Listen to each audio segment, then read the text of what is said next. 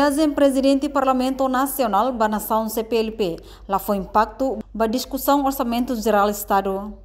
Deputada bancada CNRT, Cedelísia Faria dos Santos informa Sontone, liga ao presidente do Parlamento Nacional, Maria Fernanda Lai, nebe-se halo viagem, representa CF Estado, da São Tomé e Príncipe. Tuirnia visita presidente do Parlamento Nacional, da São Tomé e Príncipe, se lá foi impacto da discussão Orçamento Geral do Estado, também se ia vice-presidente do Parlamento Nacional lá em rua, bele lidera a discussão, né? Aumenta lá foi impacto também temos a vice-presidente, a vice-segundo presidente, nos velos delega ninguém poder decidir sobre a vice-presidente, então ele lá não faz. Se tem presidente representa o Estado, representa o presidente da República, concordância entre órgãos do ano, vamos lá foi meio que como não mas hawan não quer foi impacto, claro, lá então ele se vice-presidente.